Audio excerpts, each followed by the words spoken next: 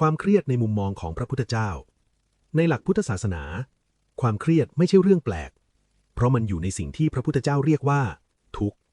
แต่พระพุทธเจ้าไม่ได้สอนให้เรากลัวทุกข์ท่านสอนให้เราเข้าใจทุกข์ความเครียดเกิดขึ้นไม่ใช่เพราะงานหนักไม่ใช่เพราะคนอื่นแต่เพราะใจเราไ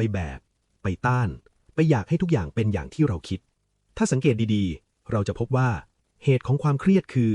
สิ่งต่างๆไม่เป็นไปตามใจเราพระพุทธเจ้าจึงสอนหลักง่ายๆว่า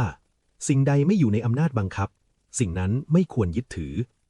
และนี่คือจุดเริ่มต้นของการเปลี่ยนความเครียดครับเปลี่ยนความเครียดด้วยสติ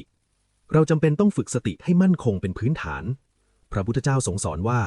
สติคือประตูแรกของการหลุดพ้นเวลาที่เราเครียดเรามักจะขาดสติหลงไปกับความคิดซ้ำคิดวนคิดล่วงหน้าโดยไม่รู้ตัวเลยว่าร่างกายกำลังเกร็งลมหายใจกำลังสั้นใจเริ่มอึดอัดการฝึกสติไม่ต้องทำอะไรยากเพียงแค่รู้ว่าตอนนี้กำลังเครียดลองฟังให้ดีนะครับไม่ต้องรีบแก้ไม่ต้องรีบหนีแค่รู้ว่าอ๋อใจกำลังเครียดนะขณะนั้นเองความเครียดจะไม่หายทันทีแต่มันจะเบาลงเพราะจากเดิมเราคือความเครียดแต่ตอนนี้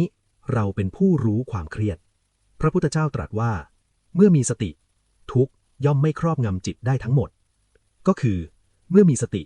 ความเครียดก็ไม่สามารถครอบงำจิตได้เช่นกัน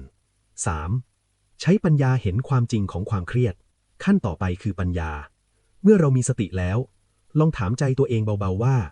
ความเครียดนี้เที่ยงไหมเราจะพบว่าความเครียดไม่เคยอยู่ตลอดไปมันมามันแรงแล้วมันก็เปลี่ยนพระพุทธเจ้าสอนเรื่องอนิจจังทุกขังอนัตตาความเครียดไม่เที่ยงความเครียดบีบคั้นความเครียดไม่ใช่ตัวเราเมื่อเห็นแบบนี้ซ้ำๆใจจะเริ่มวางได้เองไม่ใช่เพราะเราบังคับแต่เพราะเราเข้าใจเมตตาต่อตัวเองคือธรรมโอสถชั้นดี